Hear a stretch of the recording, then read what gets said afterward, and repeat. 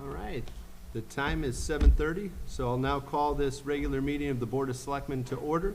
The first item on tonight's agenda is the Pledge of Allegiance. Would you all please rise? I pledge allegiance to the flag of the United States of America and to the republic for which it stands, one nation, under God, indivisible, with liberty and justice for all.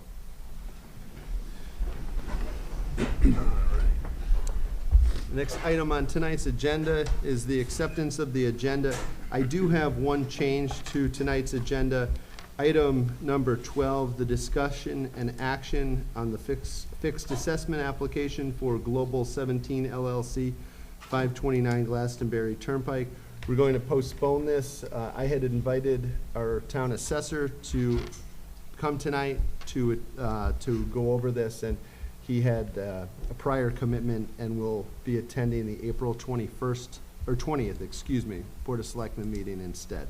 So we will table that. So item 13 on the agenda will become 12, and so on down forth from there. So with that, can I have a motion to approve tonight's agenda? So moved. I'll second that. Thank you, John. Thank you, Sean. All those in favor? Aye. Any opposed? Any abstention? Motion carries. The next item is the approval of the minutes for the regular meeting of the Board of Selectmen on March 16th, 2022. Have you all been able to review those minutes? Mm-hmm. Would someone like to make a motion to approve them? I'll make the motion. Thank you, Ralph. I'll second it. Thank you, Bobby. Any errors, changes, or omissions? That being said, all those in favor? Aye. Any opposed? Any abstention? Motion carries. We also have the special meeting minutes for March 22nd, 2022. I'll make that motion. Thank you, I'll second Ralph. that motion. John. Any errors, changes, omissions? All those in favor of approval of the special meeting on March 22nd, 2022 signify by saying aye. Aye. Any opposed? Any abstention? Motion carries. We also have some budget workshops. The budget workshop from March 16th, 2022. Did you review those minutes? And if so, I'll entertain a motion to approve. I'll make a motion, we approve those minutes. Thank you, Sean. I'll second it. Thank you, Bobby. Any errors, changes, omissions? That said, all those in favor? Aye. Any opposed? Any abstention? Motion carries. The March 22nd, 2022 budget workshop minutes, did you review those as well? I'll make a motion. Okay, thank you, Mike. Is there a second? I'll second that. Any errors, changes, omissions? All those in favor? Aye. Any opposed, any abstention? Motion carries. And the last budget workshop, which was March 29th, 2022, is there a motion to approve those minutes as well? So moved. Thank you, John. Is there a second? Who, is that Bobby? All right, Bobby got it. All those in favor? Oh, wait, Aye. any errors, changes, omissions? One change, Oh, page 45, it states R. Hetrick asked Bob Shea about the increase in stipends. That should read S. Manning asked Bob Shea about the increase in stipends.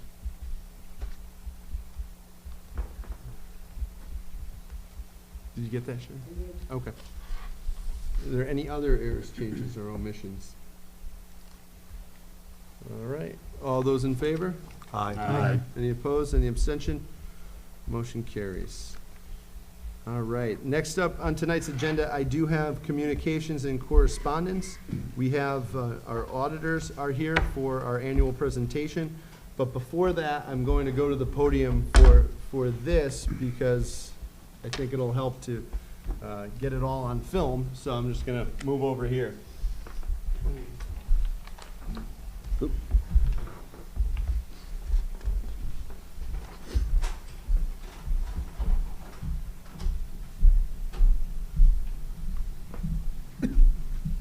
All right, can everyone see me over here?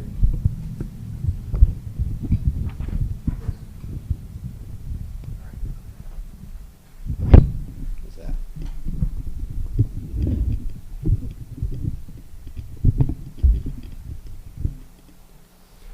All right, so for those of you who don't know, we had a terrible tragedy in Portland a couple weeks back with a devastating fire which led to the loss of a home on Mountain Laurel Way.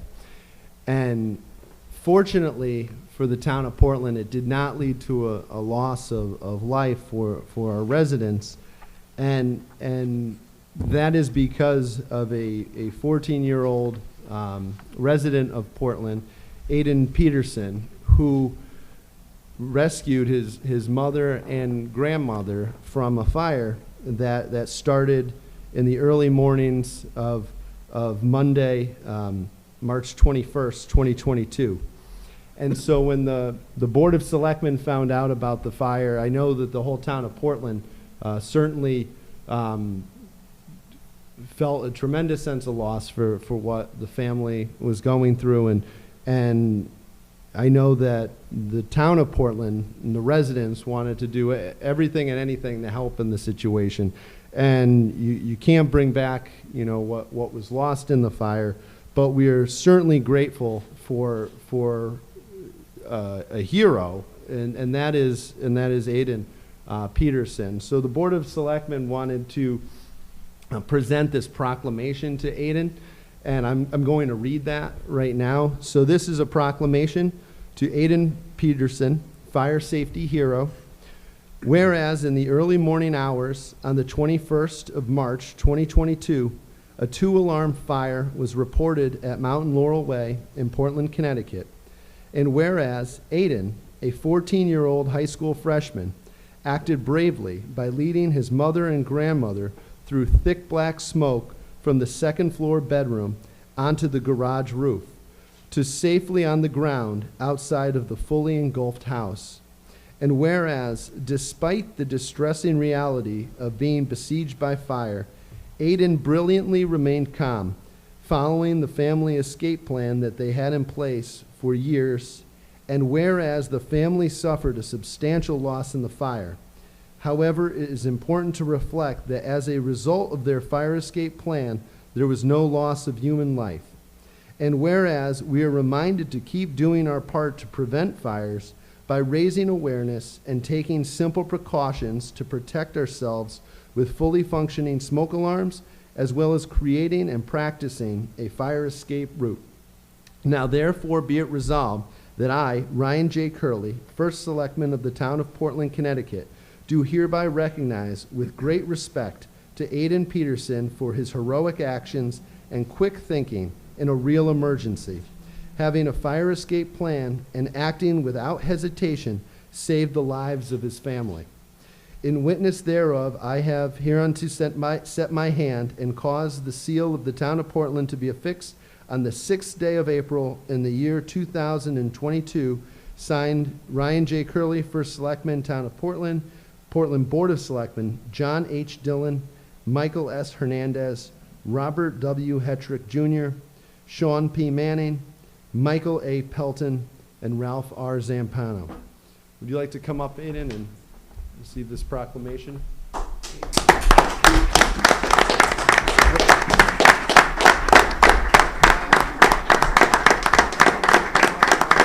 and Shay, come. Shay.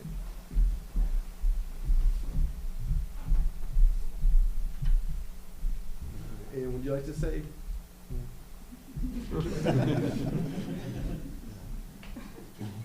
Man of many words.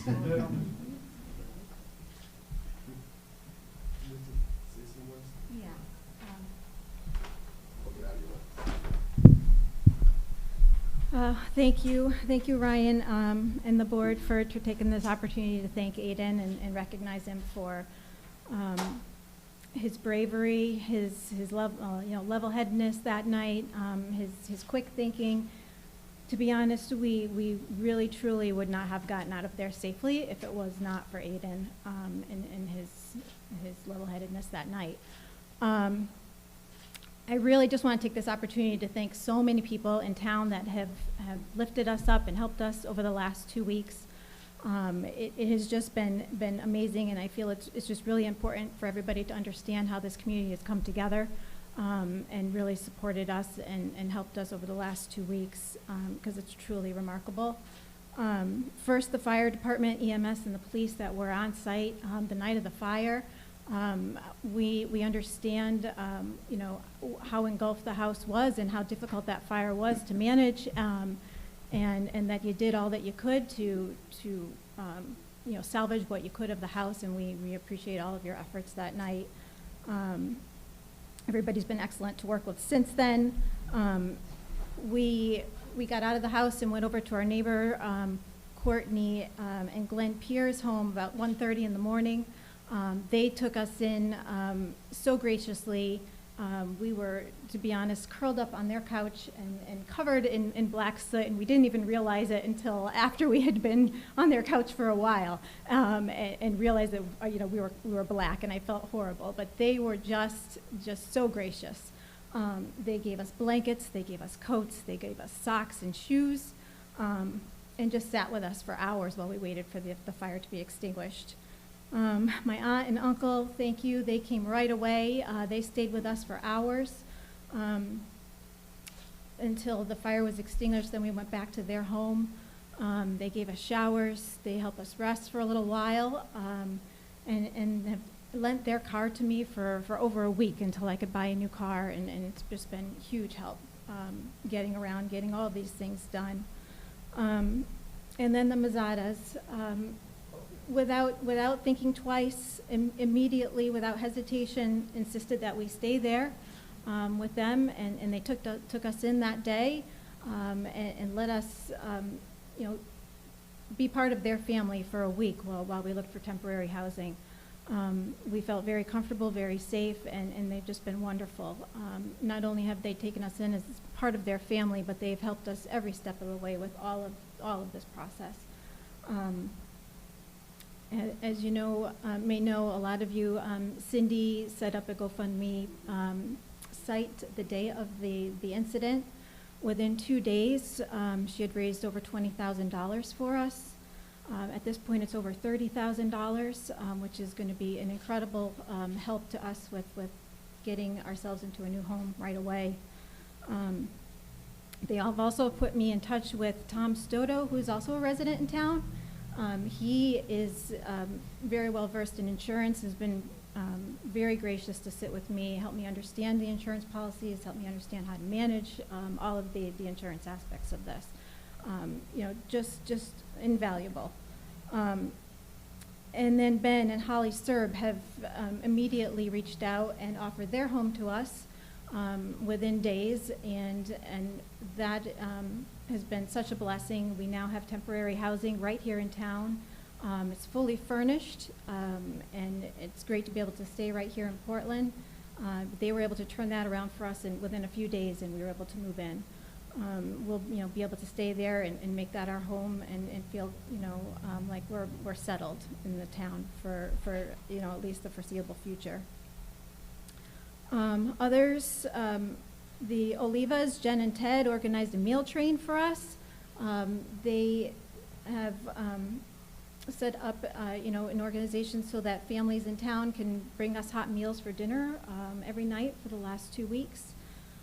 All of these things have been just incredible. Ruth, everybody at the food bank has been phenomenal. I love all of them, and I want to work there. I want to, I told them I would be back to volunteer. I just love them, and I didn't want to leave.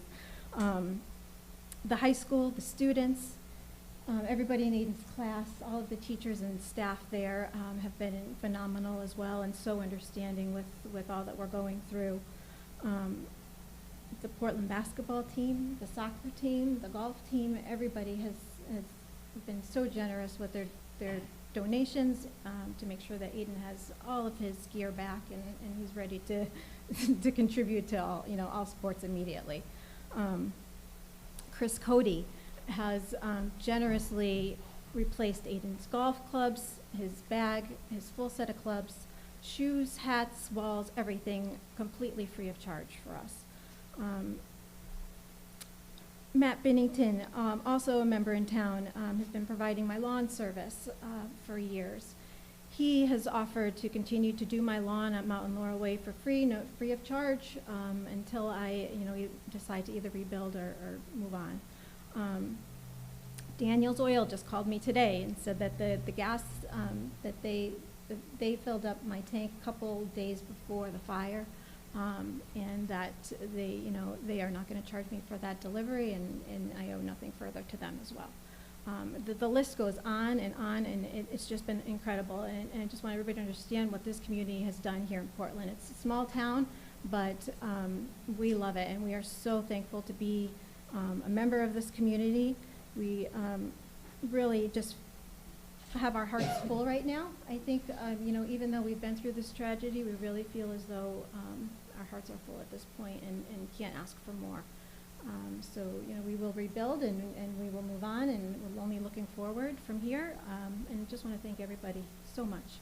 We really, really, really appreciate everybody's, love and support through all of this. It's been a lot, but one day at a time. Everybody's been so grateful and gracious to us, so can't be thankful enough. And that's, really what I want everybody to take away from this, to be honest. It's not the loss, but what we've come together as a community to achieve over the past 2 weeks has just been unbelievable. So thank you, appreciate it.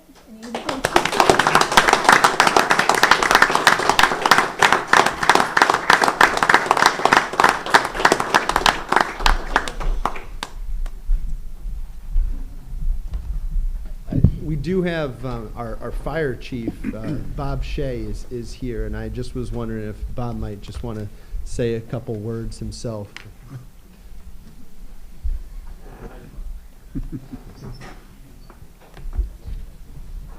No, I think she said it all, and we're here for them, and we continue to be. I wish that the circumstances were different, but we did everything we could, and I can't say enough about how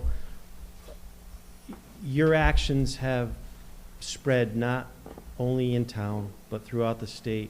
And there's already plans in motion that have made impacts in other communities as well as personal homes about the fire plan and how important a fire plan is.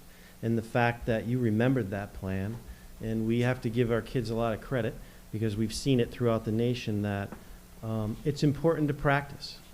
It really is important to take that time to develop a plan, to make sure your kids and family members understand what that plan is, and change it based on when you move. People forget that when they move from house to house, that's important to develop a new plan. So you are proof, and it's something that has made a change, and I hope it continues. I've received multiple calls from people that have revamped their plans and started new ones, so thank you for that. You are a true hero, and we were, when we show up at a fire and we know that everybody's safe, that changes our whole aspect because you helped save us as well. Because when we don't know, we put ourselves in a situation where we can be in great danger as well. So thank you for that from us. You did our job for us, and we were able to do what we could to protect what we needed to protect, especially the home that you were safely residing in during the fire was a concern as well. So that was our immediate attention because of the situation that we were in. So thank you. Thank you for everything you do. Well deserved. You are a hero in many, many, many eyes, especially your fire department. So.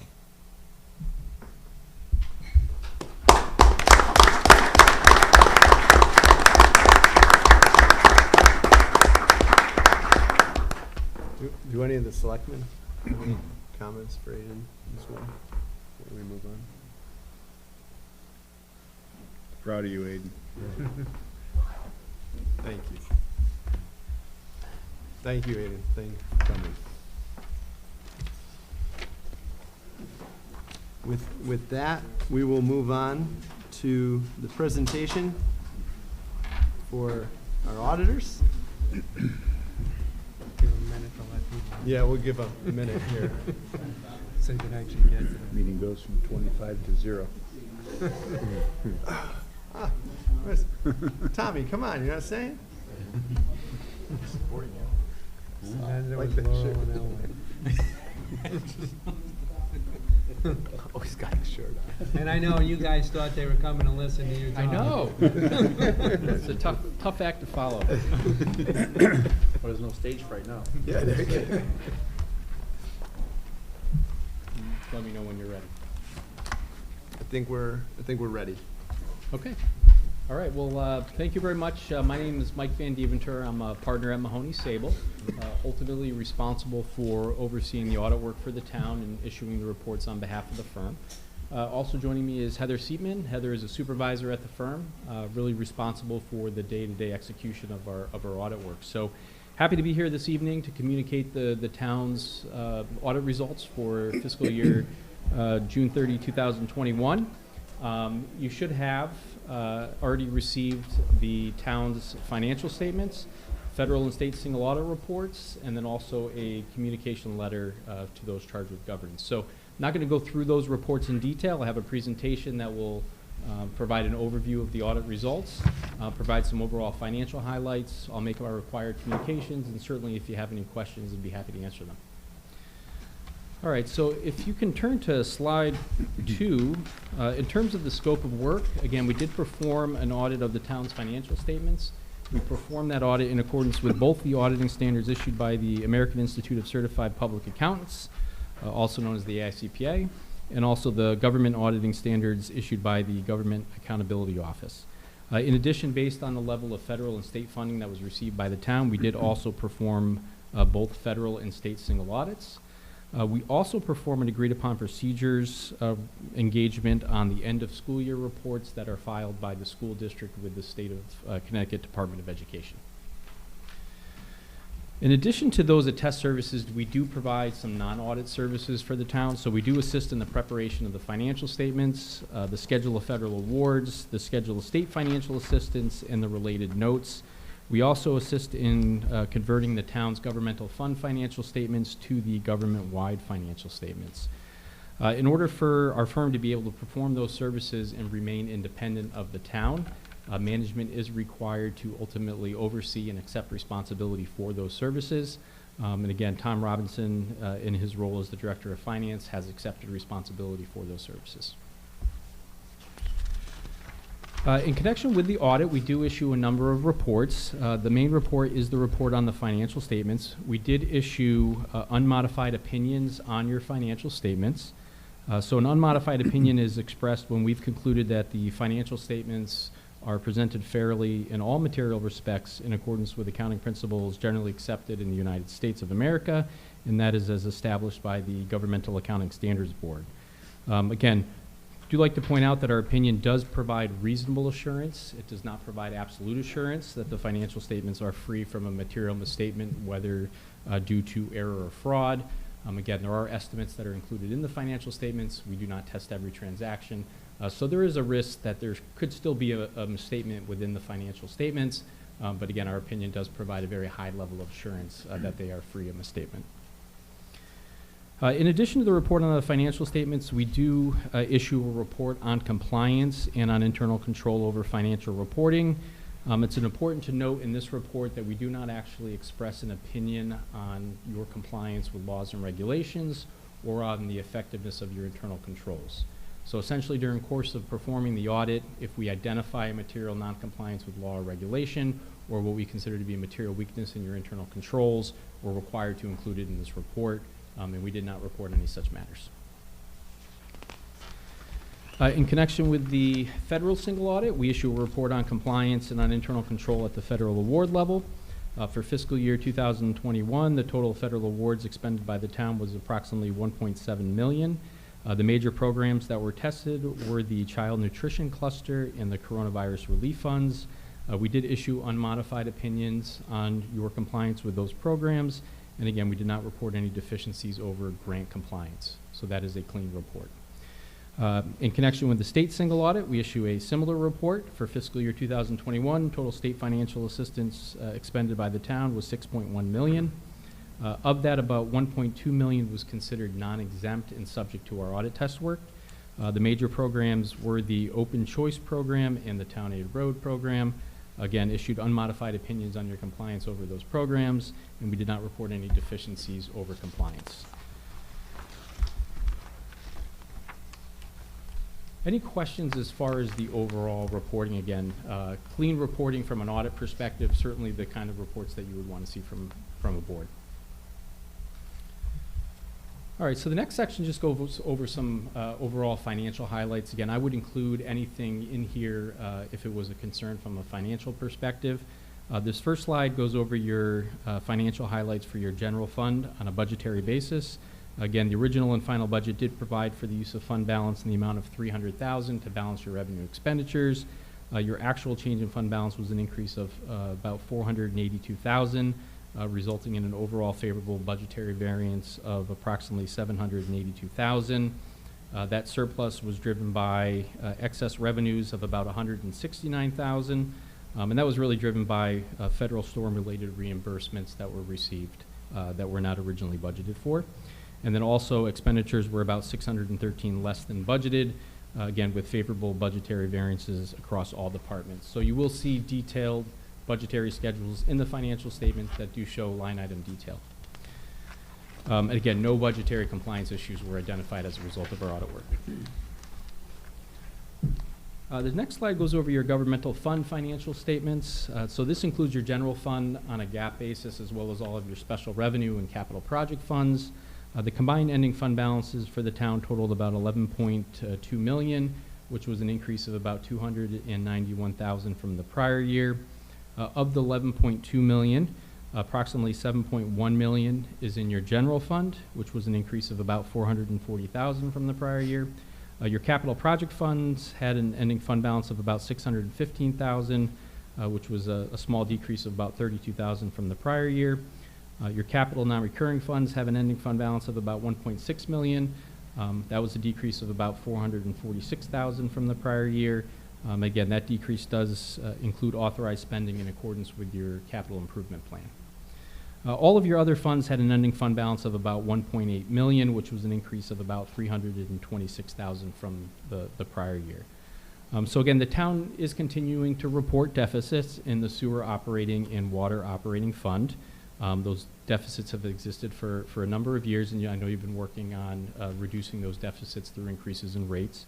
Overall, the sewer operating fund deficit decreased by about $133,000 from the prior year, and the water operating fund decreased by about $99,000 from the prior year. So again, continue to monitor those funds, make changes, and ultimately, from an audit perspective, we want to see the plan to decrease the deficits in those funds. The next slide goes over your government-wide financial statements, and the government-wide financial statements are prepared on a full accrual basis of accounting. So they include all of your assets, including capital assets, roads, infrastructure, as well as the related debt. The focus on the government-wide financial statements are really on your long-term liabilities. So the town is reporting an overall unrestricted net position deficit of about $3.5 million. Again, that deficit is really driven by your long-term liability for retirement benefits, which you are currently funding over time through the actuarial determined contributions. In terms of your town and police pension plan, that net pension liability totaled approximately $7.4 million as of year end. That plan is currently 76.4% funded, which was a 10.4% increase from the prior year funded status. So there was significant market gains for fiscal year 2021. For the pension plan, your return was approximately 23.1% on plan assets. And again, there were no significant changes in the overall actuarial assumptions. In terms of the volunteer firefighter benefit plan, again, you do continue to increase the overall funded percentage of that plan. The net pension liability totaled about $166,000 as of year end. Again, that was a 2.8% increase in the overall funded status from the prior year. Again, no significant changes in the actuarial assumptions. All right, this last session goes over our required communications. And again, these communications are required by our auditing standards. They're really geared towards when the auditor runs into significant issues during the course of the audit. So I'm happy to report that we had no significant issues, and so these communications are somewhat brief. In terms of our responsibility under our auditing standards, although we do assist in the preparation of the financial statements, again, they are the responsibility of management. All of the information included in the financial statements did come from the town. It's our responsibility to perform our audit procedures and express our opinion on those financial statements. In terms of the plan, scope, and timing of the audit, again, no changes in the overall scope of work that was agreed upon or the timing. All reports were filed by with the state by the January 3rd reporting deadline. I do want to point out that this year, I think there was over 90 municipalities that were on extension for more than just 1 month. So, you know, I think that's goes to say a lot about Tom and closing the books, the audit process in general. Happy to be able to issue the audit report on time. In terms of significant audit findings, if you go through the financial statements, you will see that the town did implement a new accounting standard, GASB Statement 84 on fiduciary activities. That did result in the recharacterization of agency funds to governmental funds. That was really geared towards the student activity funds. Because of the administrative involvement that the school has with those funds, the standards are suggesting or requiring that they be reported as governmental funds. So you will see a cumulative effective adjustment in your financial statements to restate the beginning net position of the town in the amount of $278,000. In connection with the audit, we do review your significant estimates and judgments. Those are primarily utilized in compiling your financial information on a government-wide basis. It includes your estimated useful lives that are assigned to your capital assets, as well as the discount rates that are utilized to determine your net pension and OPEB liabilities. We did review those estimates. We did deem them to be reasonable and consistent with what other municipalities are utilizing.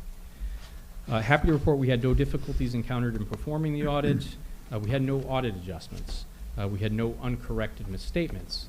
So again, if we identified an audit adjustment that management did not want to record, we are required to communicate that to you. We had no disagreements with management during the course of performing the audit. We did obtain a management representation letter. Again, nothing unusual was requested from management in that representation letter. If we relied on the representation of the management to substantiate a transaction, that is something that we would communicate to you. And again, not aware of any consultations by management with any other independent accountants. If we were, we would have some additional communications. So that being said, that is the overall communications from the audit perspective. Happy to answer any questions that the board members might have.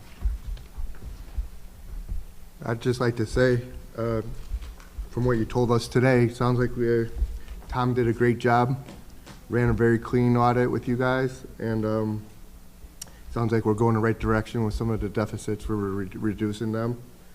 And I'd like to say thank you, Tom, for doing a great job and working with these guys. It sounds like we did an awesome job. So thank you, guys. Thank you.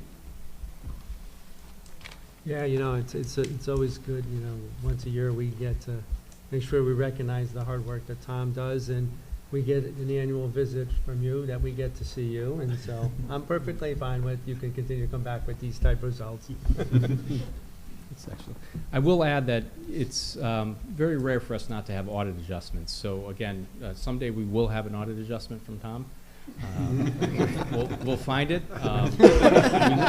We look at it every year, but again, I do want to you know, commend Tom for his abilities to keep the finances.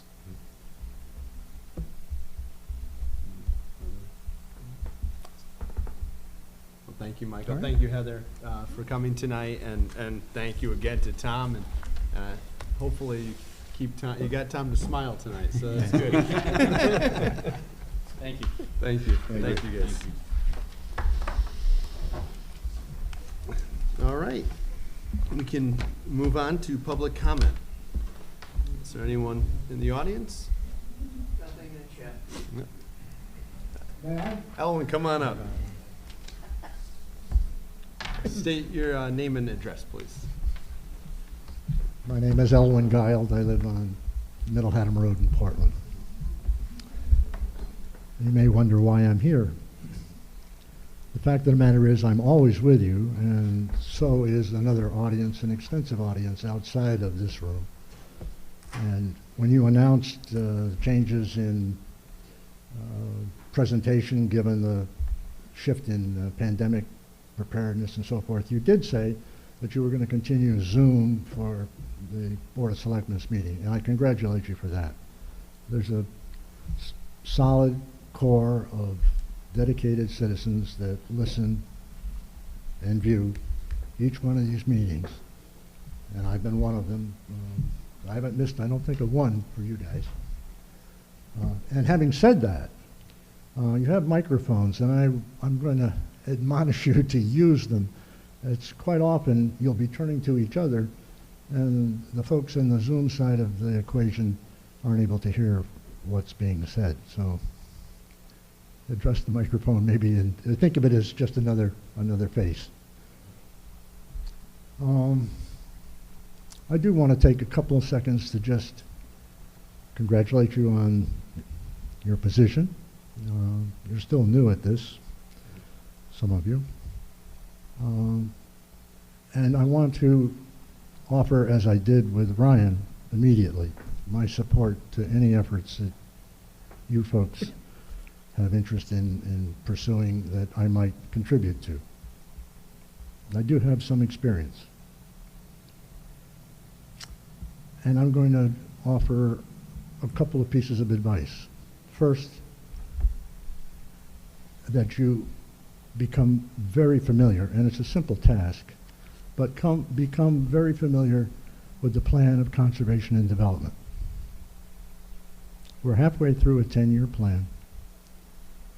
It was constructed by the citizens of this town at significant expense to the town, and overseen by a coalition of interest groups that were civic groups that I think is very credible. In addition to the plan itself, which points out the priorities of what should happen and when, it also says and points to the agencies that are responsible for seeing that those things are accomplished. And finally, the town provided for an oversight committee to look at how the plan is being implemented. So there's an implementation committee and a handbook for them to utilize. And that group has been meeting for years now. I suggest that you invite them or their chairman to update you on their findings, see how well we're doing 5 years into a 10-year plan.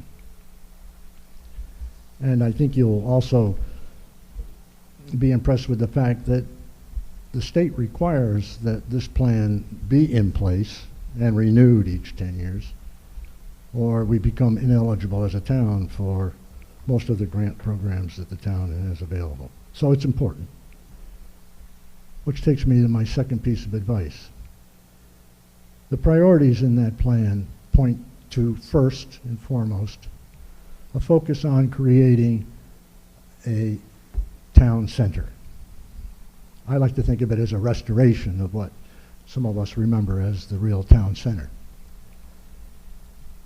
And second, it's tied, the town center priority is tied to the advancement of the restoration and mixed-use development of the old Elmcrest campus. And I don't know anyone in town who has more experience than I do with the present history of that development. And as I said to Ryan, I'm at your service. If you'd like my advice or experience, I'd be very happy to provide it. I want to congratulate Mr. Hernandez. At a recent meeting, you pointed out that that development has had its ups and downs and ins and outs, and that the town has been very, very patient, and that patience needs to be recognized. And that was an astute comment. Thank you for that. Beyond that, I'm at your service. Thank you. Thank you, Elwin.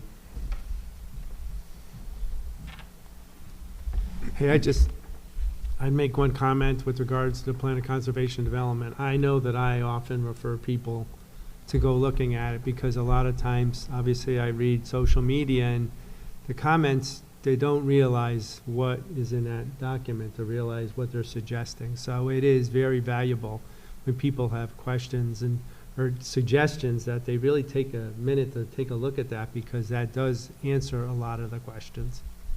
So thanks for the reminder.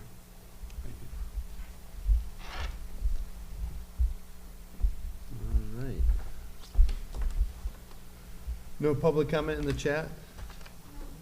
Okay. Next up, we have appointment of Auditor of Public Accounts. And with the board's approval, we will continue to use Mahoney Sable for the time period of July 1st, 2021 through June 30th, 2022. Would you like a motion? I would, thank you. Okay, I make a motion that we accept this document as written. Resolution, Board of Selectmen, Town of Portland, Connecticut, dated April 6, 2022. Appointment of the Auditor of Public Accounts. Resolved that pursuant to Section 407 of the Portland Town Charter, the Board of Selectmen hereby appoints the firm of Mahoney Sable of 180 Glastonbury Boulevard, Suite 400, Glastonbury, Connecticut 06033, to audit the books and records of the town for the fiscal period July 1, 2021 through July 30th, 2022. I second that. It was June 30th, I'm sorry. 2022. June. That's what you were saying. So motion's been made and seconded. Any discussion on this? All right. That's it. All those in favor of the appointment of the Auditor of Public Accounts signify by saying aye. Aye. Any opposed? Any abstention? Motion carries. Thank you. Thank you, Michael. Next on the agenda, we have the adoption of the 2022 to 2023 fiscal year budget. Now, we have been working, the Board of Selectmen has been working diligently on through budget workshops, and there was a public hearing, and we have reached a consensus for the 2022 to 2023 fiscal year budget, and we reached that at last week's deliberations. So with that, would someone like to make a motion of the adoption? Sure, I'll do it. Resolution, Board of Selectmen, Town of Portland, Connecticut, April 6, 2002, adoption of the 2022-2023 fiscal year budget. Resolved that the Board of Selectmen of the Town of Portland hereby adopts the proposed fiscal year 2022-2023 budget in the amount of $37,038,774, detailed as follows.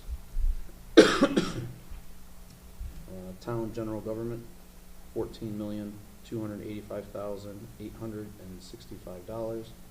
Board of Education, $22,752,909.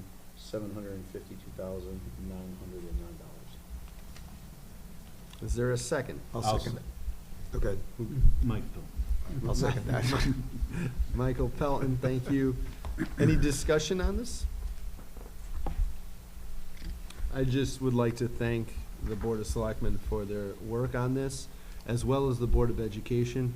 I know budgets are never easy, and especially when you have over 7% inflation.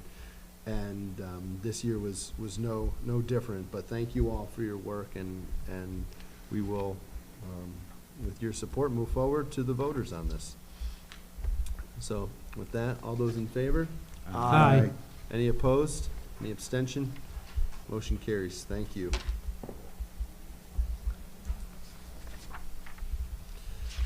The next item on tonight's agenda is the transfer of funds authorization for the grounds maintenance department capital.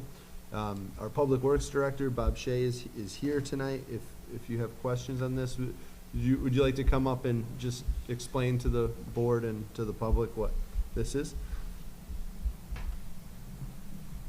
So here I am again related to the incredibly increasing in costs for us to do business now. So as you know, we have the lease, it's fixed. Each department has their accounts and line items. I'm very gracious that Tom has worked very closely with me to keep within the budget, obviously the lease budget, and we have to, we've had some good results where we've come in a little less on line items, and unfortunately we have some that we really have no choice but to make some moves within the line items. So we've had some funding that's left, as you could see, in the authorization on other line items that are technically closed out, and we had just an incredible increase in cost on the trailer for grounds. We negotiated a much better price based on, and it's not really the dealer that we do business with, it's the manufacturers who are giving them an invoice when they deliver product. Nothing close to what they signed up for when the particular item was ordered. And it's a first come, first serve. We at first had great difficulty with this item and continue to. We were here once before. But I think we negotiated a very fair price, thanks to Tom being very stern with me on a conference call, which is a big benefit to me. So thank you, Tom, for that. And I think we're where we need to be. This trailer is in stock. There'll be no other changes. It's ready to be picked up. So we're looking to transfer some of the money that's available that we didn't use in some of the items that came in a little less, and we're staying within that line item with no excess. So we're looking for approval to make that move to finalize basically the last item that's we've committed to in the grounds department.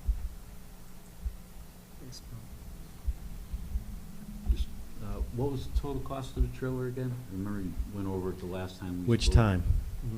Now, what's the total cost? What are we paying for? Well, we negotiated down from almost 9,000 to 7,550. So we did. I won't even take credit for that. I'll give most of it to Tom. I kind of lost on my battle. I didn't get that close, but he saved us even more money. And I mean, we talked to the owner, and he certainly wants to continue to do business with us and wants to do his best. Unfortunately, I think he takes the biggest beating on this, but that's the way it goes. So we've done pretty well. So with that said, it'll be a year before you can even get this trailer from any other supplier. That's how really bad it is, This was ordered over 6 months ago, so we'll be lucky to have something that is greatly needed for the grounds department to continue to do what they do.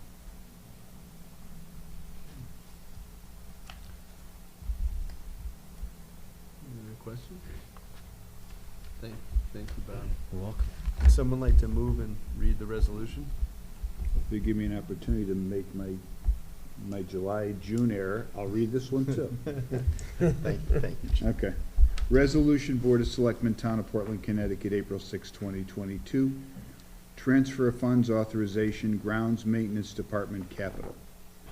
Whereas the Grounds Maintenance Department is in need of an 18-foot landscape trailer as originally included in the fiscal year 2022 capital plan, and whereas due to the COVID pandemic and increase in prices of components of the trailer, additional funding of $950 is required based upon a change order due to an increase in the manufacturer's delivered cost to the dealer.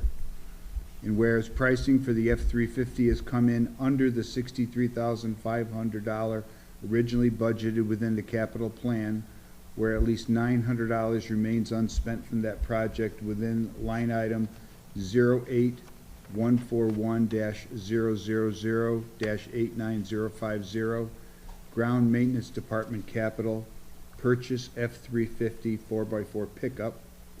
And whereas the Grounds Maintenance Department is requesting the $820 be moved within line 08-141-000-89050 to project replace 18-foot LS trailer. And whereas pricing for the grounds walk-behind mower has come in under the $9,500 originally budgeted within the capital plan, where at least $133 remains unspent from the project within line item 08-141-000-89050, Grounds Maintenance Department Capital Grounds walk-behind mower. And whereas the Grounds Maintenance Department is requesting the $130 be moved within line 08-141-000-89050 to project replace 18-foot LS trailer. Now therefore be it resolved that the Board of Selectmen of the Town of Portland hereby approve the transfer of $820 to replace 18-foot LS trailer from purchase F-350 4x4 pickup within account number 08-141-000-89050. And be it further resolved that the Board of Selectmen hereby approve the transfer of $130 to replace 18-foot LS trailer from grounds walk-behind mower within account number 08-141-000-89050. Is there a second? I'll second that.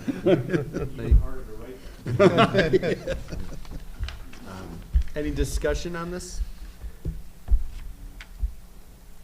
Again, thank you to Bob and thank you to Tom for all their work on this.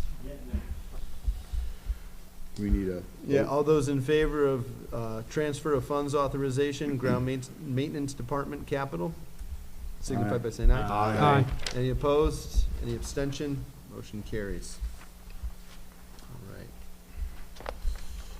The next item on tonight's agenda is a resolution. This is a request for bid waiver with Silver Petroselli and Associates. So I just want to go in a little backstory on this. This has been a small cities community development block grant that the town of Portland has been going after for what started as a kitchen renovation at the senior center or the Waverly Center has increased in scope, and we started off getting bids, and we went through a three quote process, and Silver Petroselli and Associates won that and they completed a 40% drawings and specs for the kitchen.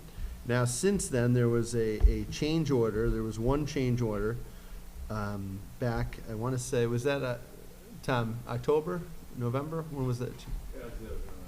Okay, yep. And so now we are at the point where we need an additional change order because in order to get the grant, the Department of Housing has requested that we have the firm in place, the engineering firm in place.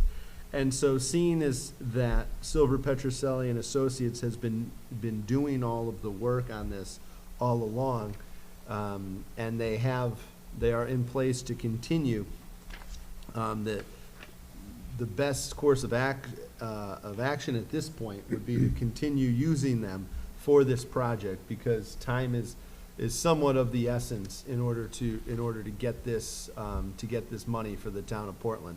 And this project is going to be very good for the town, and we're looking at an increased scope of the project as of right now. So what started off as a small kitchen upgrade is turned into a much larger project than I had originally envisioned, but it's very good. So now we're talking about a more modernized and up-to-date kitchen, as well as some HVAC improvements and a possible generator for the senior center. So these are all really, really good things. And so we just got to get, the approval for this grant, but certainly Silver Petroselli and Associates have been helping us since the very beginning, once they had been engaged after that 3-quote process. And so I'm looking for a bid waiver from the Board of Selectmen for this, and Tom is here as well to answer, and either Tom or myself can answer. And I know Bob's worked on this as well. Any questions that any of the selectmen have? This generator, that would be for the whole building, so it would benefit the food pantry as well? Yes. Yeah, that's one of our shelves.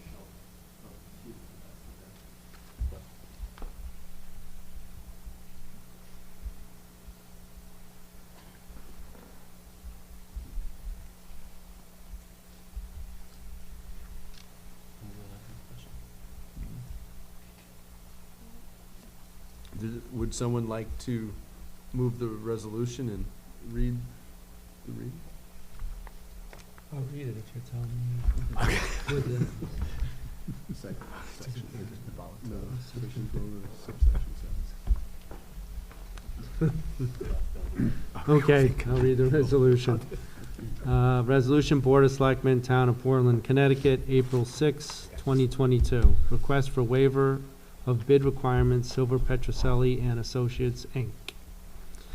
Whereas the Town of Portland has been working on an application process for a COVID grant through the Connecticut Small Cities Community Development Block Grant, CDBG, program to obtain funds for improvements to the senior center kitchen, and whereas a need exists to make improvements to the kitchen, install a generator, and upgrade the HVAC in response to the pandemic, and whereas Silver Petroselli and Associates, Inc.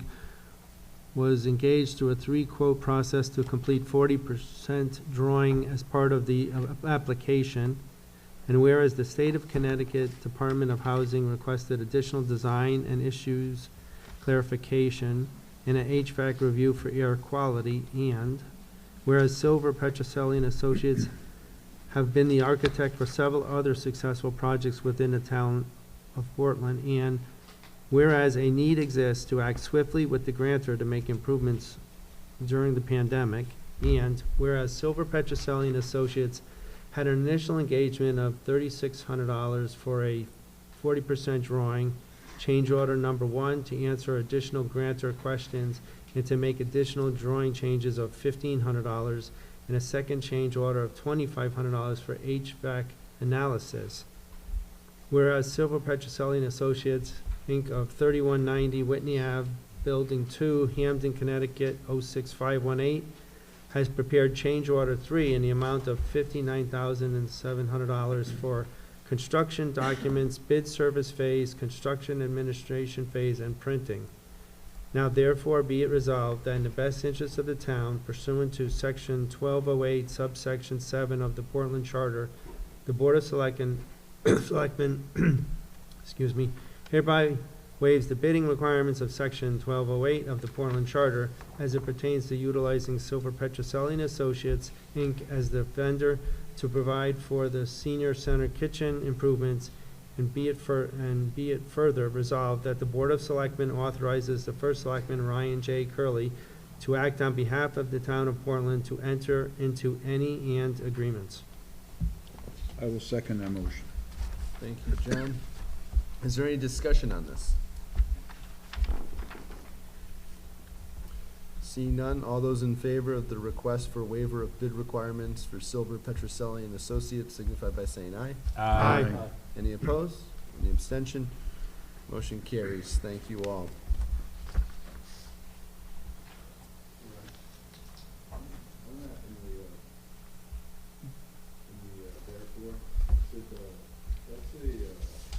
Tom, do you want to come up and say it? I'm sorry. We got Elwin here. I don't want to, I want to make sure everyone can hear. That's.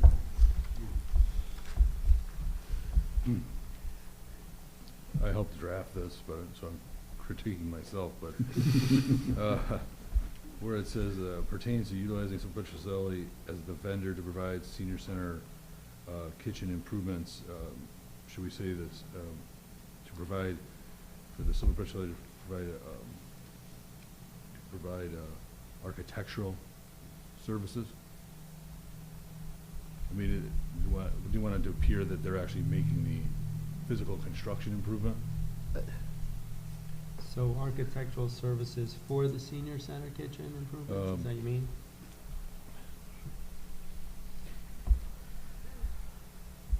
I would say, when you get to provide, you'd say architectural services, right? Yeah. To provide Yeah. architectural services for the senior center kitchen improvements. Right, architectural services. Yeah, that's cleaner. Mhm. Okay, well, to make another. So I meant what I said, what is change. In that it says, that I'll read that paragraph then. Okay. Now therefore be it resolved that in the best interest of the town pursuant to section 1208 subsection 7 of the Portland Charter, the Board of Selectmen hereby waives the bidding requirements of section 1208 of the Portland Charter as it pertains to utilizing Silver Petroselli Associates, Inc. as the vendor to provide architectural services for the senior center kitchen improvements. And be it further resolved that the Board of Selectmen authorize the First Selectman Ryan J. Curley to act on behalf of the town of Portland to enter into any and agreements. And I will second that. Okay, thank you, John. Any discussion? All those in favor? Aye. Any opposed? Any abstention? Motion carries. Thank you, Tom. Thank you, Tom. All right. So next up on tonight's agenda is the tax suspense list. Yep. This is from our collector of revenue, Cindy Gata. And I know that Cindy had spent quite a bit of time going through this suspense list. Now, this is for the years 2008, 2009, 2011, or 2010 and 2011. And we have personal property, motor vehicle, and motor vehicle supplemental. And at this point, these are items that are deemed difficult to collect, and in order to clean up the accounting, we would move these to the suspense list. And that's what we're doing, and that's what we would be doing with this. And again, Tom is here if the selectmen have any questions on this. This is somewhat standard to go through. It's the total dollar amount that is being requested to move to suspense is $54,749.71. So I'll let the selectmen review this.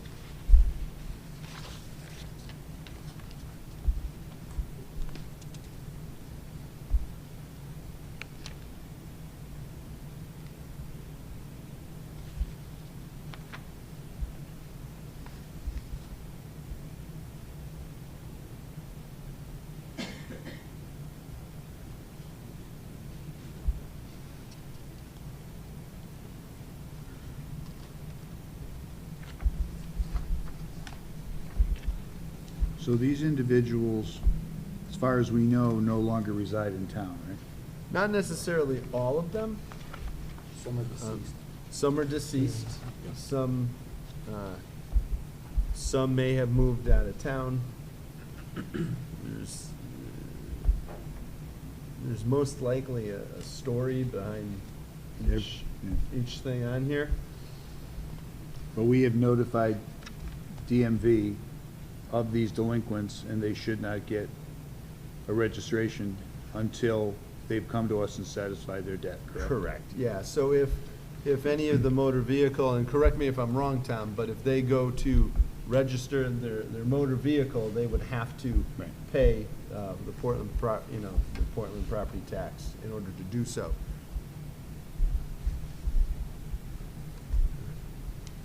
And this is not forgiving the debt either. This No. is just moving it to suspense. Right.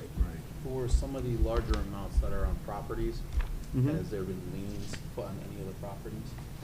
Believe so, right, Tom? Wouldn't there be liens? So.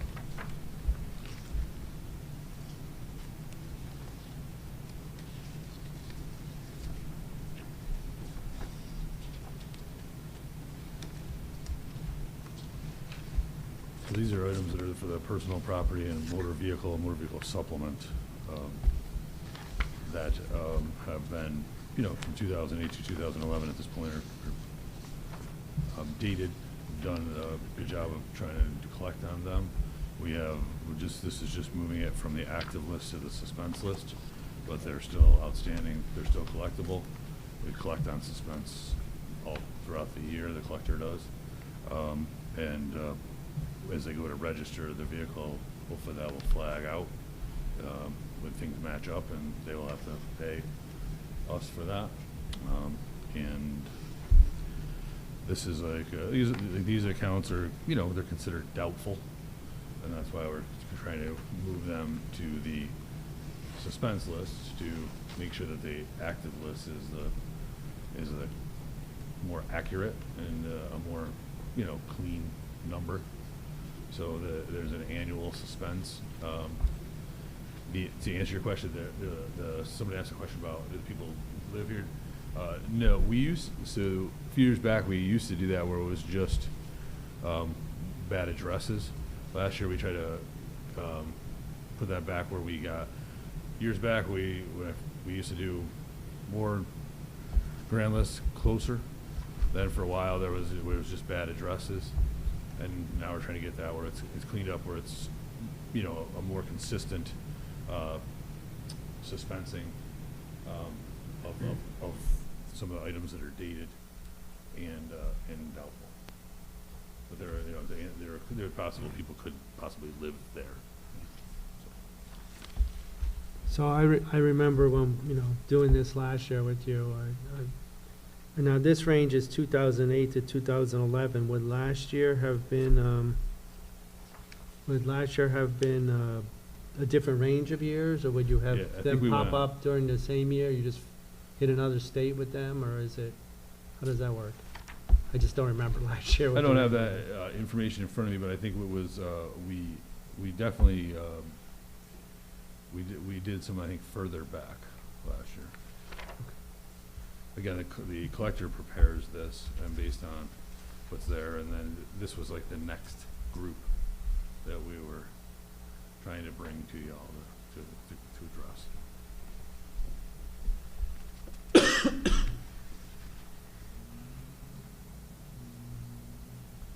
So do we make a motion on this, or is this just an FYI? Nope, we need to make a motion, so I would entertain a motion to approve the collector of revenues proposal to move the total as presented list to suspense. I'll second that motion. Any discussion? I guess I made the motion. I guess, I took the way you said it, that's why I went with it. Can I do that? Can I make the motion? Usually, I normally don't, so yeah. would You someone else make like the to motion. Okay, I'll second it. I'll make the motion. I'll second I it. don't know if I can do that. I made the Ralph motion, made it, he's John seconded. seconded it. Is there any discussion on this? My only question for the people that the town knows deceased, shouldn't that go to the probate court? Because I've already seen quite a few Me names too. on here that I know are deceased. Yeah. So that'll be a probate issue. Just be chasing them around forever in the suspense file, right? Yeah. Well, on this issue, it goes to suspense, and then the collector obviously knows the rules on how to collect those money, so they would do the items that would be fit. I'm not gonna answer that because I don't know the exact answer on that. Okay.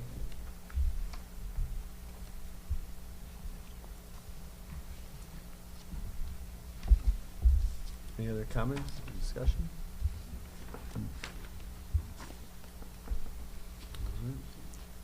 All those in favor of moving the proposed $54,749.71 to suspense, signify by saying aye. Aye. Any opposed? Any abstention? Motion carries. Thank you.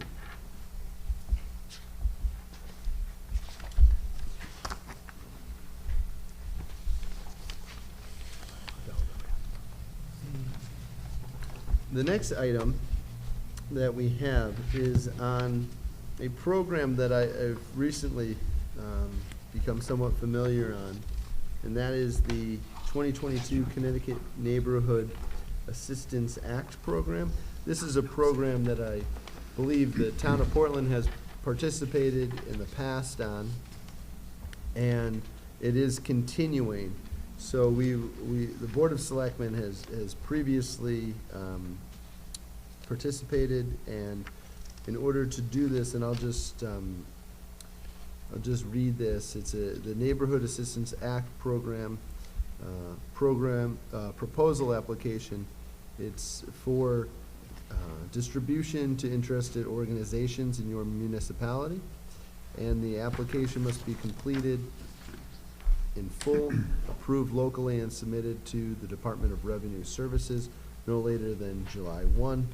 And this is an assistance program for, I believe it was, what was the church in town that participated in this, Tom? I think it was the Swedish? The Lutheran Church? The Lutheran Church, I believe. Yep. So the Lutheran Church previously participated in this in the past. And so I think we want to let other organizations participate in this program.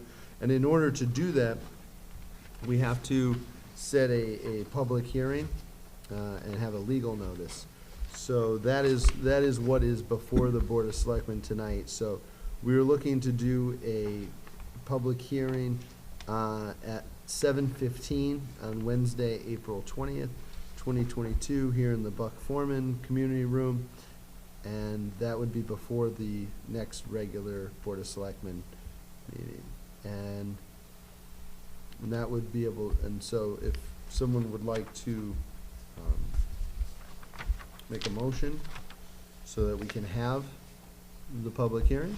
I'll make the motion. Do you want to, read, you can read the legal notice, I Legal guess. notice? Yeah. Legal notice of public hearing, Board of Selectmen, Town of Portland, Connecticut. Pursuant to Section 503I of the Portland Town Charter, a public hearing will be held, the Board of Selectmen, on Wednesday, April 20th, 2022, at 7:15 p.m.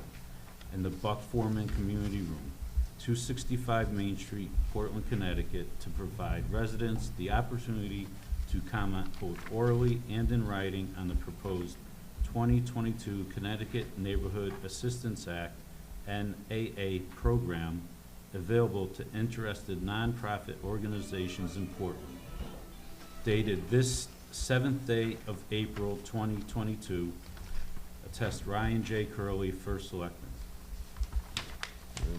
Is there a second? I'll second it. Thank you, Ralph. Any discussion? Questions? All those in favor? Aye. Any opposed? Any abstention? And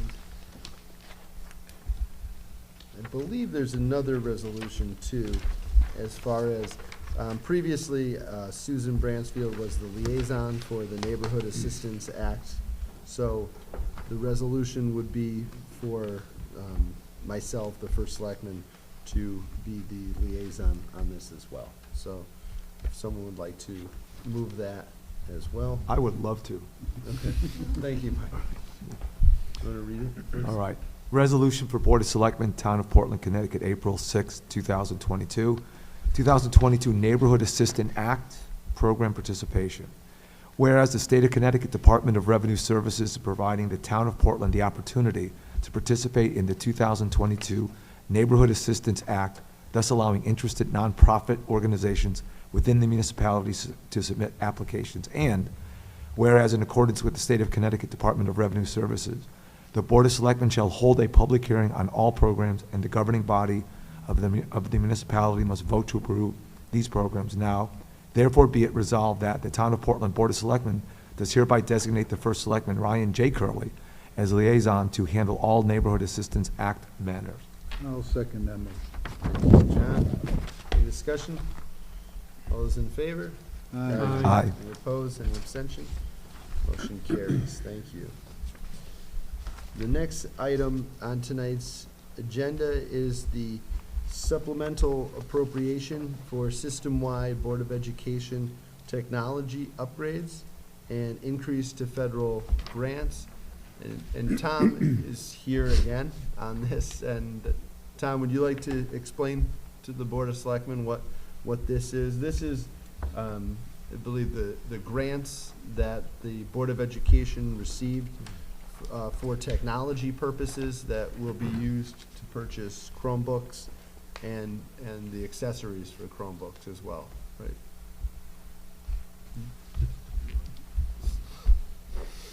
I think you just summed it up for her.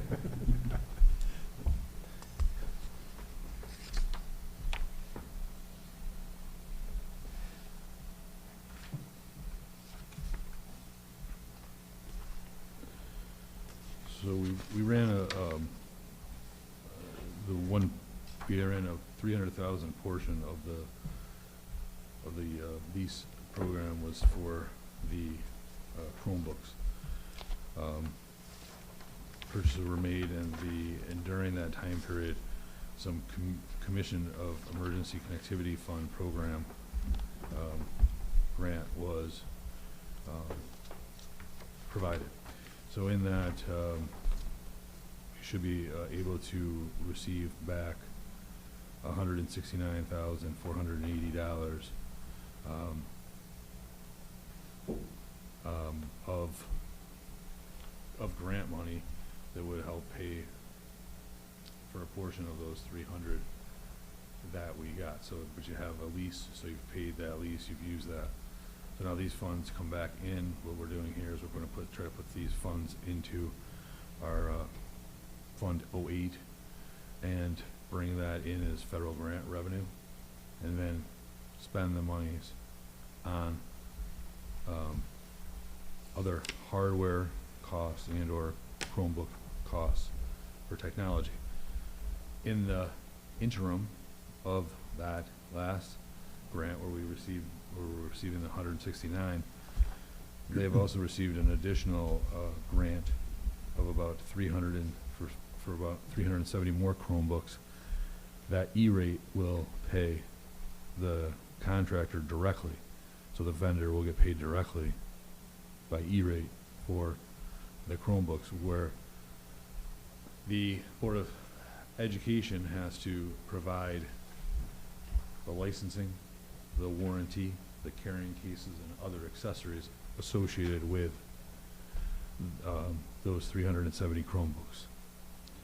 So they want to utilize a portion of the $169,480 to buy those licenses and warranties, carrying cases, and et cetera, related to that purchase, and then the remainder will be utilized for other technology hardware, but not limited to smart boards, projectors, laptops, desktop computers, and printers. So it was a good grant received by the Board of Ed. So we're hopefully to get that money back and then turn around and utilize it to purchase more technology. By September 1st of 2022, there'll be $150,000 of principal payment back already on the grant, on the lease for the Board of Ed. So a nice, good reimbursement. We're making some good payments for our lease to the lease program that we were, and these funds will come in to purchase more technology and go within to Fund 8 for that utilization. So based on there's two components to this. There's a public hearing that is required based on the supplemental appropriation, and then also there's a special town meeting that would be required due to the fact of line item authorization within Fund 8 going up.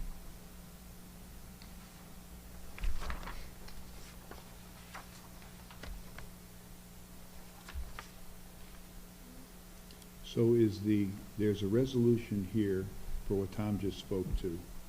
And on the back of the document is a public hearing. Do we need to move for the public hearing as well? Or does the resolution on the front of this document cover it? No, we would need to hold the public hearing as well. And we're just doing the same thing we just did for the last For one. the other one? Yeah, Two sides? exactly. Yep. Would you be able to do the public hearing and the town meeting thereafter, or would you have to hold them on different? I believe you could hold them on the same day, but the special meeting could be part of the regular Board of Selectmen meeting, could it not? You have the public hearing. You'd have I mean, typically, I think what we do is you would have the public meeting to get feedback, but then in the regular selectmen That's meeting, when we take action. we would approve. Mm, Correct. Yeah, I think that's correct. Right. So, someone like to make a motion to send this to the public hearing? Which one do we do first? Do we do the supplemental appropriation I would first? I would do the public hearing. Public hearing first? Yeah.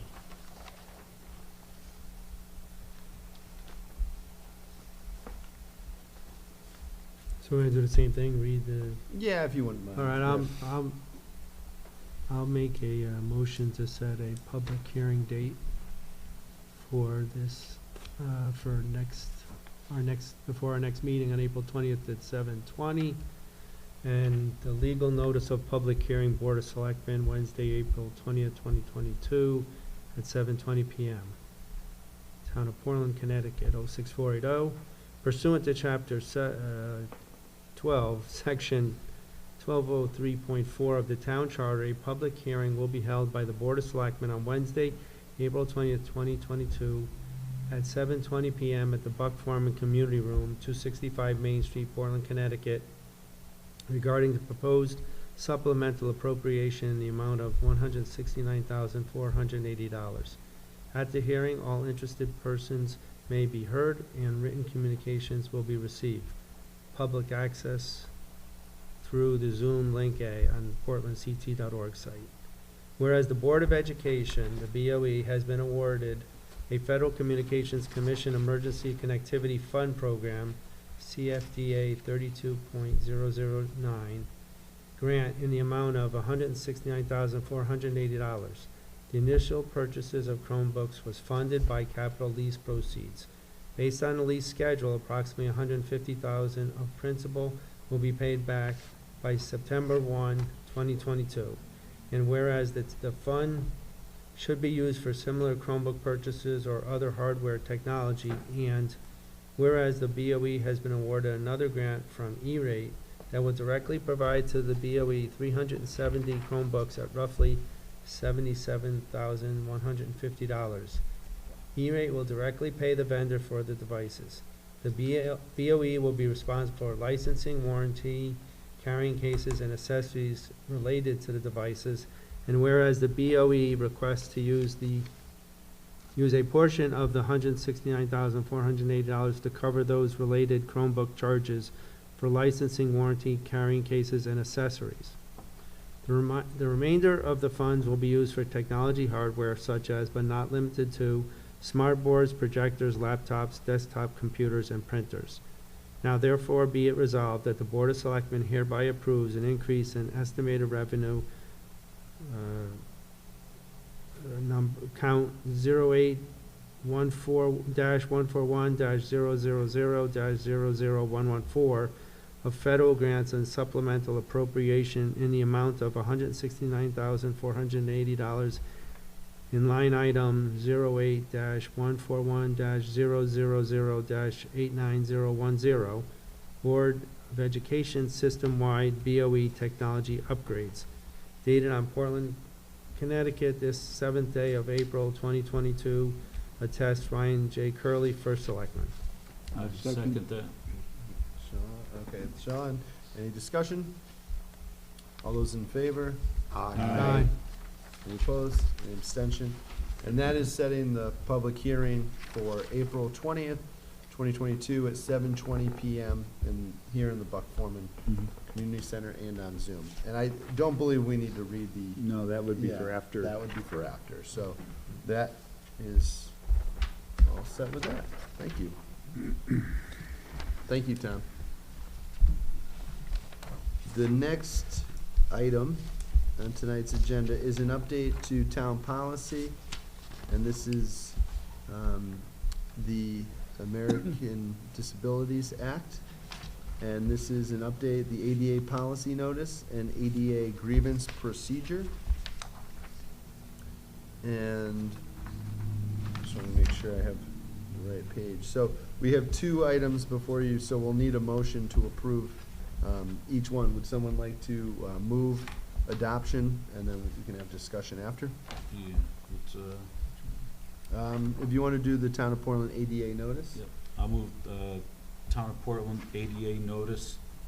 The Town of Portland does not discriminate on the basis of disability in admission to, access to, or operation of its programs, services, or activities. The Town of Portland does not discriminate on the basis of disability in its hiring or employment practices. This notice is provided by Title II of the Americans with Disabilities Act of 1990.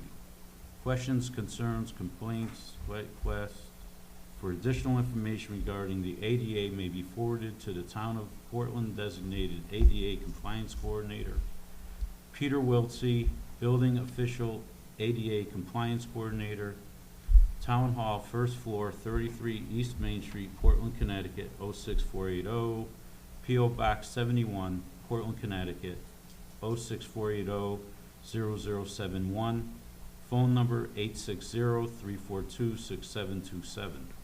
Email address pwiltsey@portlandct.org. Days, hours available: Monday, 8:30 a.m. till 4:30 p.m., Tuesday, 8:30 a.m. till 7 p.m., Wednesday, 8:30 a.m. till 4:30 p.m., Thursday, 8:30 a.m. till 4:30 p.m., Friday, 8:30 a.m. till 12 p.m. Individuals who need auxiliary aids for effective communication in programs and services of the Town of Portland are invited to make their needs and preferences known to the ADA Compliance Coordinator. This notice is available upon request in large print, on audio tape, and in Braille from the ADA Compliance Coordinator, Ryan J. Curley, First Selectman. Is there a second? I'll second. All right, any discussion on this? All those in favor of the Town of Portland ADA notice, signify by saying aye. Aye. Any opposed, any abstention? Motion carries. The next is the Town of Portland ADA grievance procedure. Would someone like to move that? I'll take it. Thank you, John. I make a motion, we accept the following update to the Town of Portland ADA grievance procedure.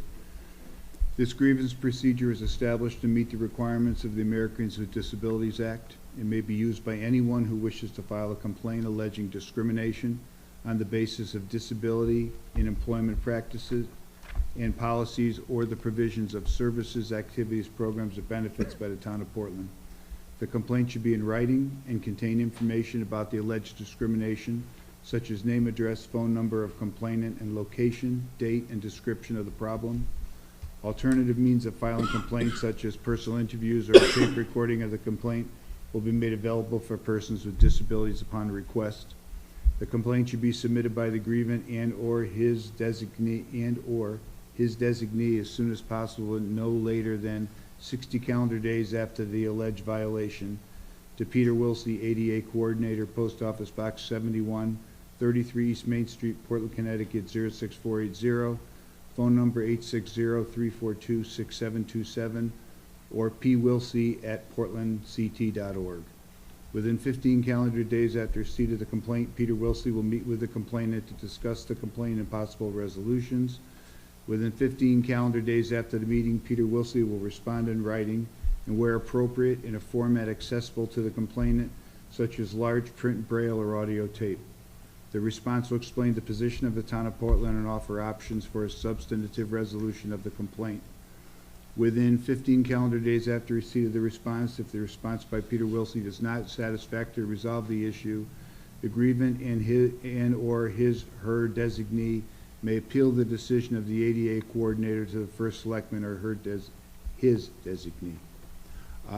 Within 15 calendar days after receipt of the appeal, the first selectman or his/her designee will respond in writing and where appropriate in a format accessible to the grievant with a final resolution of the complaint.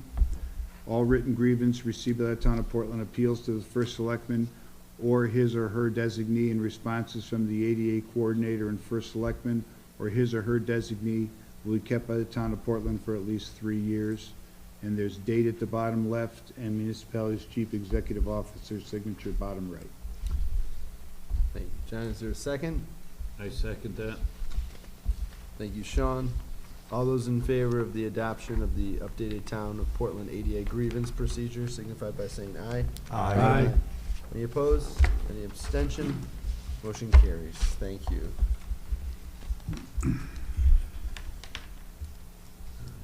Appointments to boards and commissions. Are there any appointments tonight? We have nothing on our side. I have one.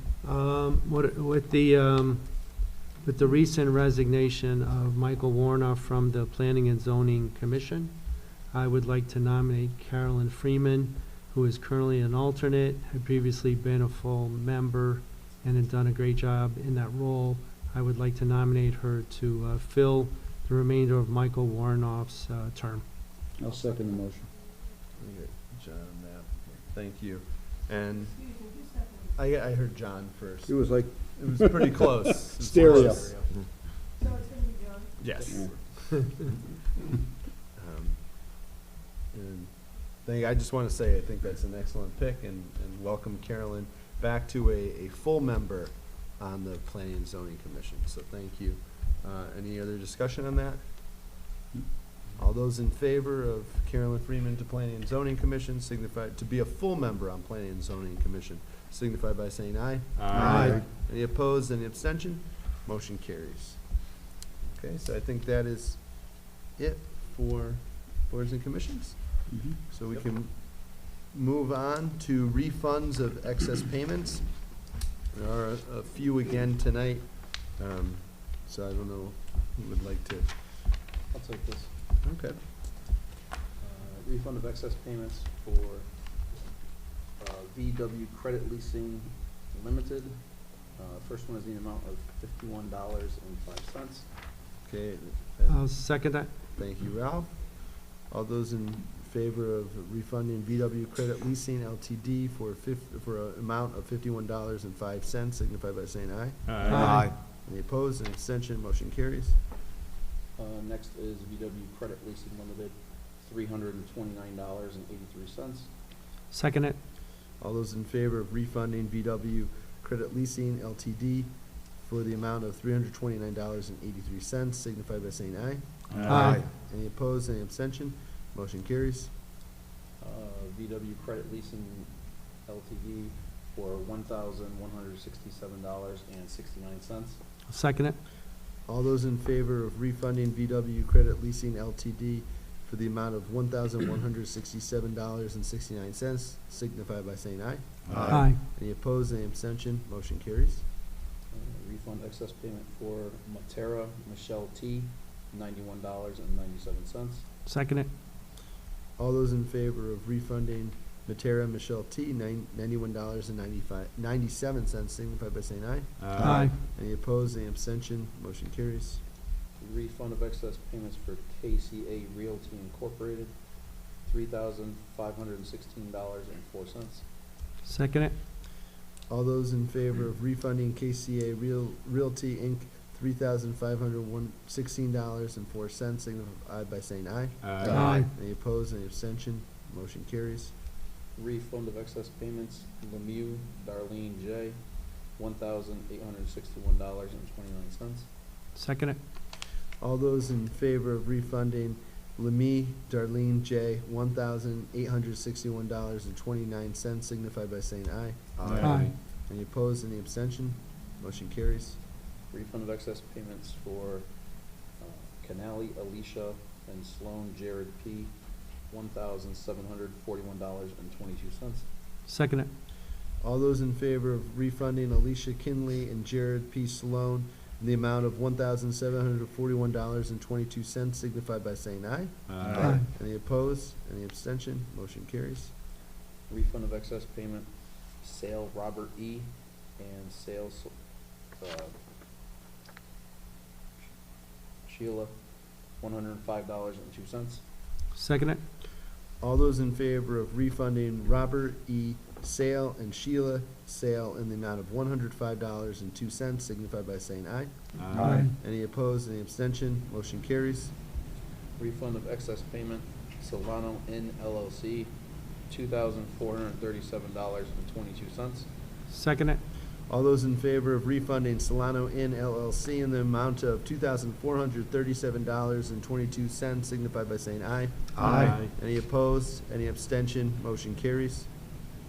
Refund of excess payment, Solano Inn LLC, $14,673.57. Second it. All those in favor of refunding Solano Inn LLC in the amount of $14,673.57 signify by saying aye. Aye. Any opposed, any abstention? Motion carries. Refund of excess payment, Maselli Catherine, $284.98.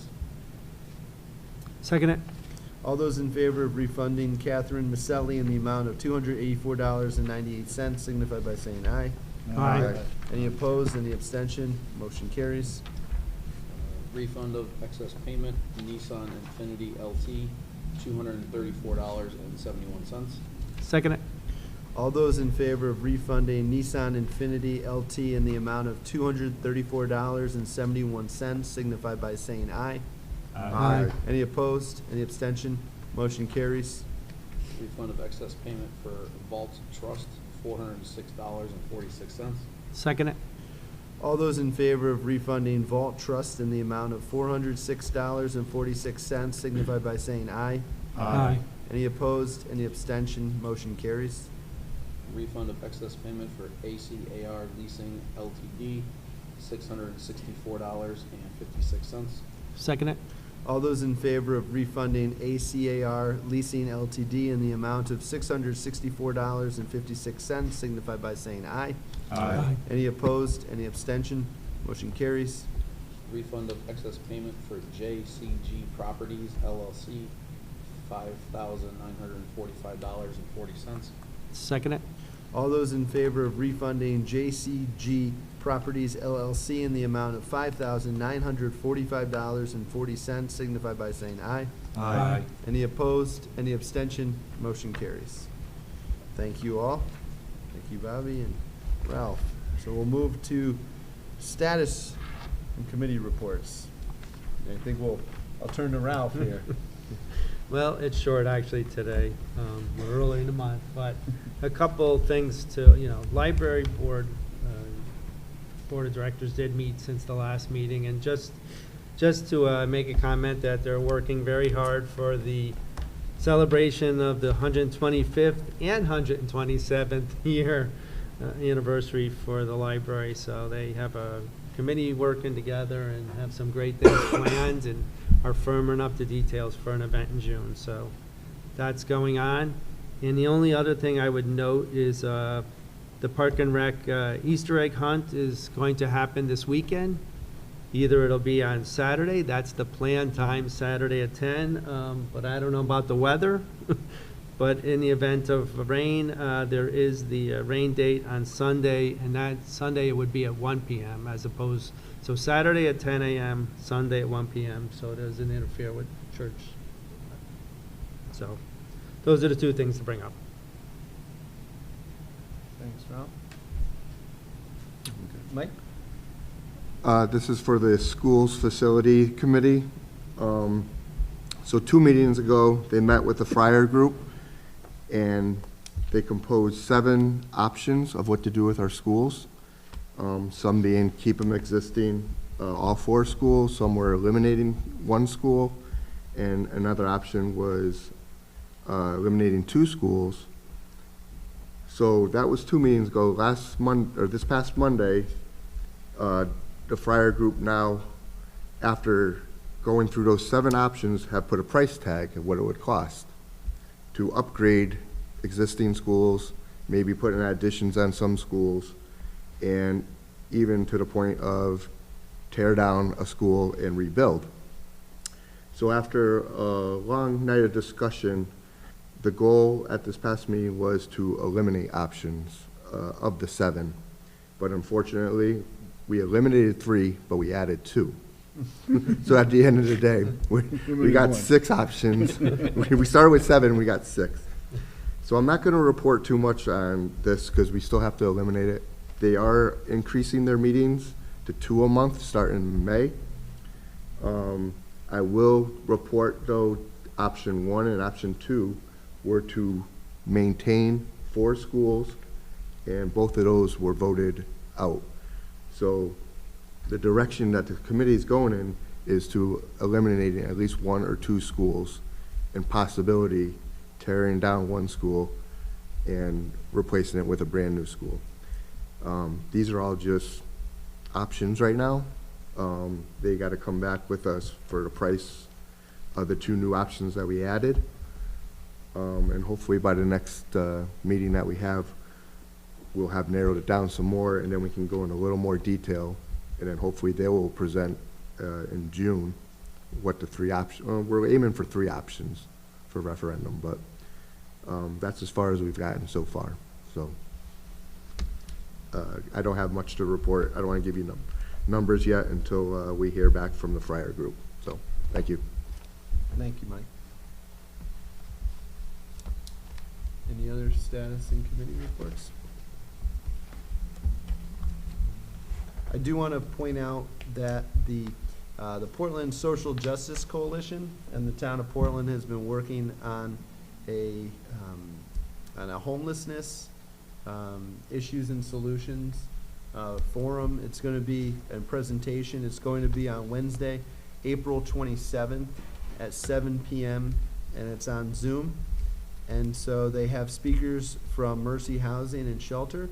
And this is, Mercy Housing has been facilitating our shelter diversion program that we received a grant for. And so they will be speaking at this, as well as someone from St. Vincent de Paul as well. So I hope the selectmen can attend. I'm looking forward to that. And with that, I think if there's nothing else, we can move to public comment. Is there any public comment in the audience? Nothing in the chat? Okay. We'll move then to Board of Selectmen general informal discussion. Do any of the selectmen have any? I have something, since Public Works Director is here.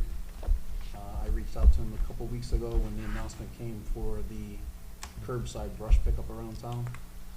And I asked him if there was a way for residents to bring it to the transfer station for free, since they would pick it up at their curb for free. It might save the town time and money of not having to pick it up. And see what he thinks about it. Yeah.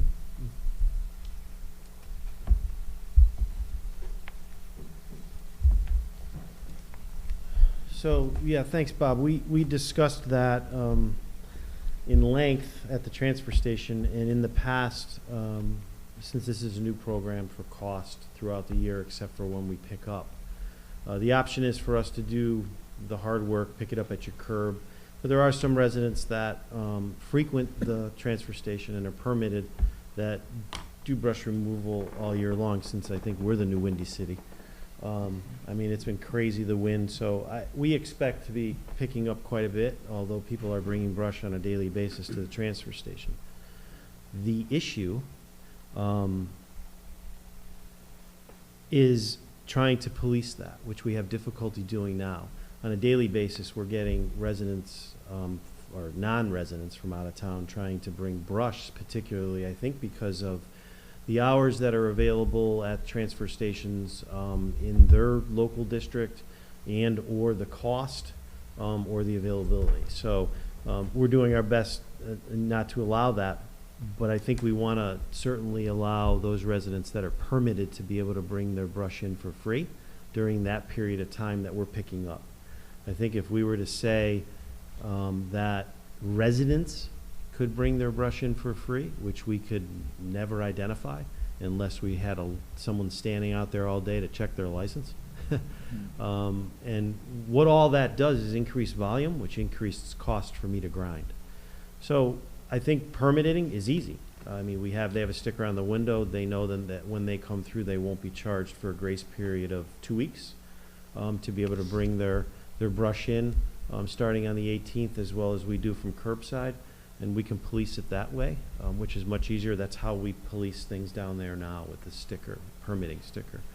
Otherwise, I think it'll be difficult at the least, and we'll end up expending more money and resources to grind the pile. Immediately after we get past that stage of pickup is really where we'll see our bulk of brush, which will grow, and then we'll have to start the process of going out to bid.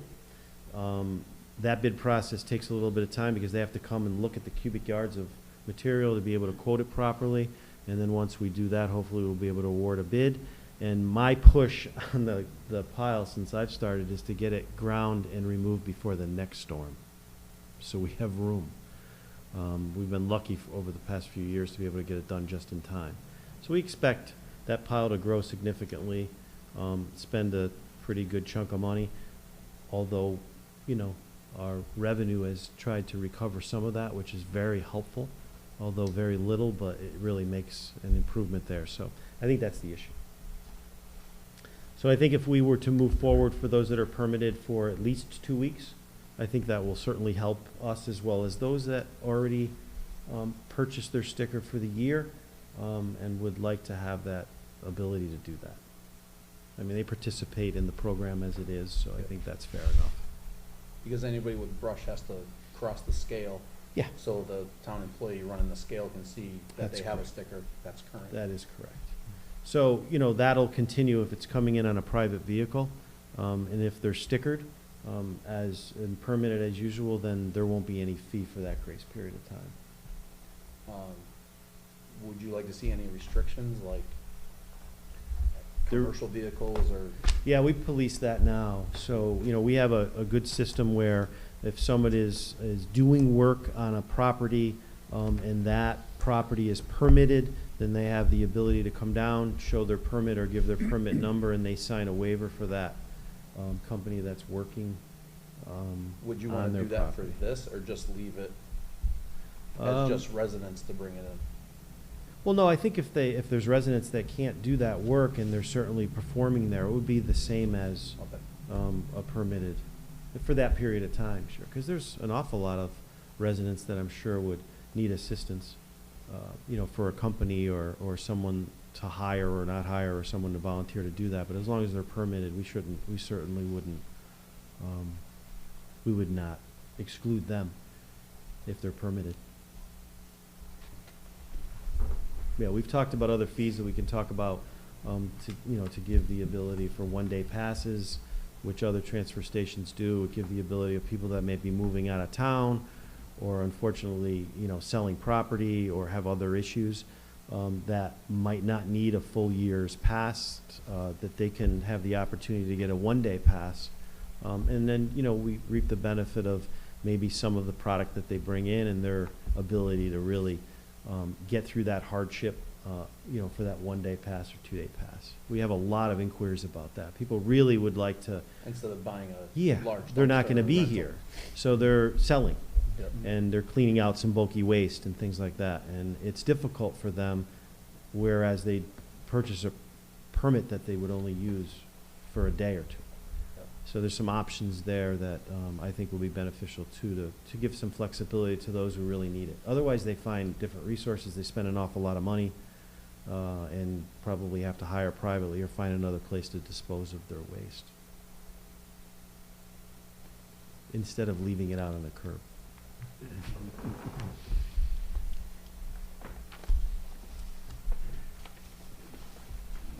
So we start on the 18th, so if that's what we'll do, we can certainly add that to our website and make sure that individuals know if that's what you agree upon.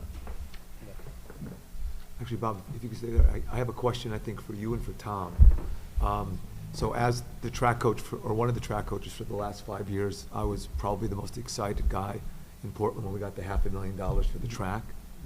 So my question to both of you guys and to the board is, what's the procedure going forward? Right now, we have about 130 kids using the track now, both in the high school and the middle school track teams, which is great. But what's the procedures going forward in terms of bidding? I think the last estimate I heard, the cost 2 years ago, I think was $600 and something thousand was, I think, one of the pricing I heard for replacing the track. What's the plan going forward? And is it realistic to expect that sometime by August, September, October time, they'll be able to start replacing and getting it ready for next year? So that's not in my wheelhouse at all. Okay. So I'd have to pass that on to Tom. Right. Yeah. I know for the schools, Carl Johnson was. Yeah, I should know. if And we had- the price that we had heard most recently was 525,000. 525, okay. And, oh, hold on. You got the hand.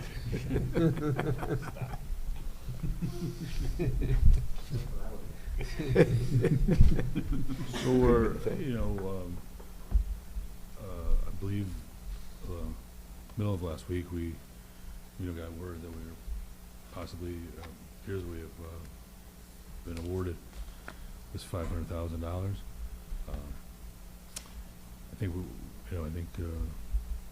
First Selectman Curley wants to see how we can get some information on that and how that is going to come to us and whatnot.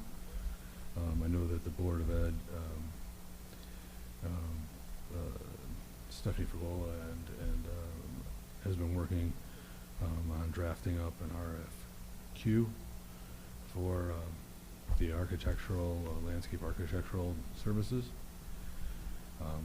We kind of need to brainstorm throughout the town here and determine how we're gonna move forward. We need to understand a little bit about how the money's gonna come through, the timing of that money. If we need to do any type of a supplemental appropriation for any services, if the Board of Ed's gonna possibly pay part of the initial operational costs out of their operations. So there's many aspects that we need to think about, and it's exciting times where we've heard about this and learned. I think that we'll work on the RFQ, and at that point, once we have those, and then correspondingly trying to gather some more information about the timing of the funding.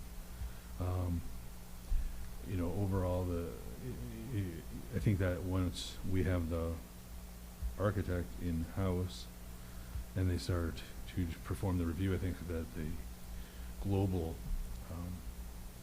estimate will come in at a much more accurate number than we could know at this point. And at that point, it depends on how the flow structure comes in. We might have to make some supplemental appropriations in advance of knowing, so that we have an ability to perform work in lieu of the bond money. So I think hopefully more information will come to Selectman Curley on that, and we'll be able to assess that. And I think then in the interim, we're going to strive to get the RFQ out for the architect, and it'd be like a landscape architect, engineer type of services. Work on that, and then they would that entity would then become the people that would devise the bid spec, help oversee the bid, and do construction administration. of the construction. So, you know, I think that, there's an attempt to do something, you know, within the, you know, I think, I believe there was thoughts that the Board of Ed was thinking that they were gonna try to get some movement, hopefully with the architect, maybe by the June 30 range, and then, you know, work the items from there. We just need to, you know, need a little bit more understanding of how the money flow structure comes in. Otherwise, you know, we might have to do some allocations on our side to set some money aside before the funds come in. Do you think, I know it's still early or whatever, but is having the track ready possibly by next season, is that a realistic option? And I'm getting that question all the time now from all the runners, and we have 130 families asking about it. Yeah, So- I think, I mean, we're working as fast as we can. Oh, sure. I can promise you that. I don't know, until we get the RFQ and the RFP, we don't have any dates. Of course. We don't know Um, how busy they are either. Well, that's one of the main, Yeah. one of the main concerns is that there's a lot of activity that happens, and there's a short window for paving and this type of work. But I know that Tom and Stephanie and Dr. Britton, myself, we're all working as quickly as we can, because we do know and we do realize how important the track is for so many of our residents and students. So yeah, no, we're not gonna waste any time on No, this. I'm sure not. But we just don't have any dates yet, that's all. No problem, no problem. Thank you.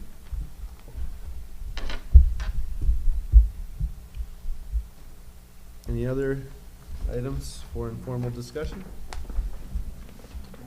I don't have anything for follow-up items tonight, the review of town charter or the ethics ordinance.